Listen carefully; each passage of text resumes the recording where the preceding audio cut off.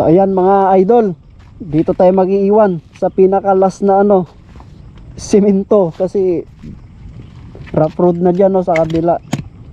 So medyo madilim na. Sa mga sa nag-request dito sa bypass ng Buod,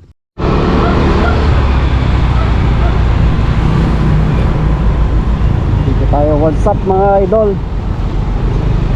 shoutout sa mga taga Buod. Ayan, pasok tayo dito mga idol. So welcome sa ating vlog na naman.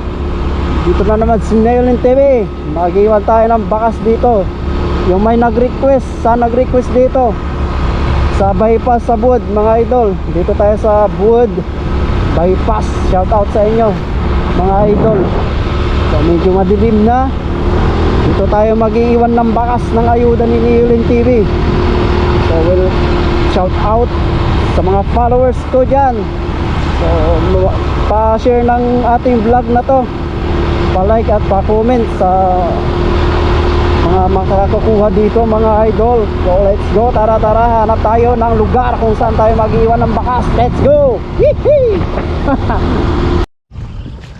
So ayan mga idol, dito tayo mag-iiwan sa pinaka-last na simento, kasi rough road na dyan sa kabila.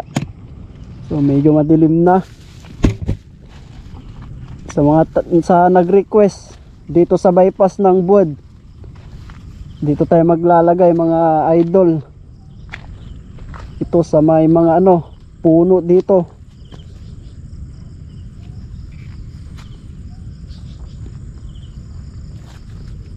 Dito tayo maglalagay.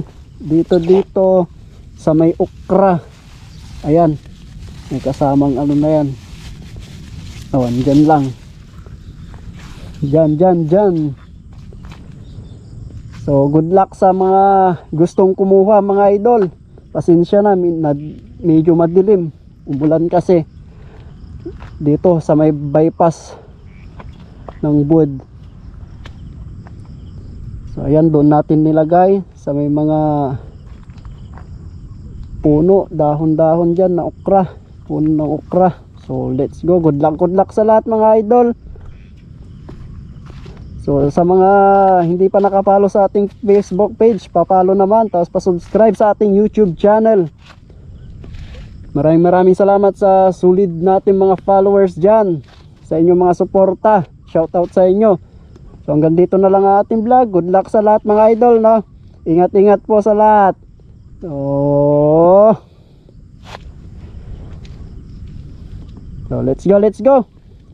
Ingat and God bless everyone mga idol. So Neolin TV from Pangasinan. Peace out. Let's go. Yee-hee.